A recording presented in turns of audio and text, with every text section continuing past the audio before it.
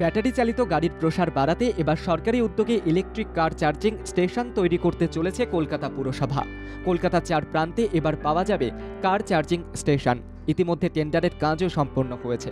খুব শীঘ্রই পুরসভার আলো ও বিদ্যুৎ বিভাগ ওয়ার্ক অর্ডার জারি করতে চলেছে বলে জানালেন বিভাগীয় মেয়র পারিষদ সন্দীপ রঞ্জন বক্সী। জানা গিয়েছে, মধ্য কলকাতার হক স্ট্রিটে বা নিউ মার্কেট অঞ্চলে হবে এই ইলেকট্রিক ভেহিকেল চার্জিং স্টেশন। পূর্ব কলকাতার কাদাপাড়া নারকেলডাঙ্গা মেন রোডে এবং দক্ষিণ কলকাতার গড়িয়াহাট ফ্লাইওভারের তলায় এবং কলকাতা পুরসভার সেন্ট্রাল স্টোরের নোনাপুকুর অঞ্চলে থাকবে এই কার চার্জিং স্টেশন। এই ইলেকট্রিক ভেহিকেল চার্জিং স্টেশনে সাধারণ মানুষের পাশাপাশি চার্জিং করতে পারবে কলকাতা পুরসভার সমস্ত গাড়ি। প্রসঙ্গত, পেট্রোল ও ডিজেলের মূল্য বৃদ্ধিতে সাধারণ মানুষ এখন ব্যাটারি চালিত গাড়ির দিকেই ঝুঁকছেন। ফলে বৃদ্ধি পেয়েছে ই ভেহিকেলের ব্যবহার। কলকাতা পুরসভা গাড়ির খরচ কমাতে এবং ফাস্ট চার্জিংয়ের সুবিধা দিতেই এই ইলেকট্রিক ভেহিকেল চার্জিং স্টেশনের পরিকল্পনা করেছে বলে জানালেন মেয়র পারিষদ সন্দীপ রঞ্জন বক্সী।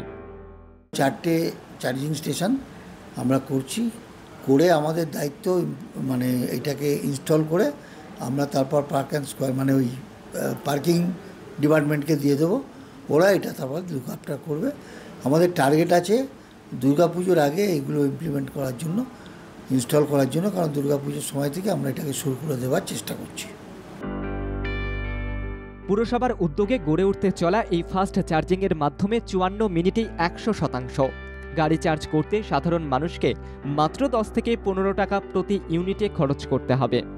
বাইরে যেখানে বেসরকারিভাবে অনেক বেশি খরচ হয়, সাধারণ মানুষের সুবিধার্থে দুর্গাপুজোর আগেই কলকাতা পুরসভার ইলেকট্রিক ভেহিকেল চার্জিং স্টেশন চালু হতে চলেছে।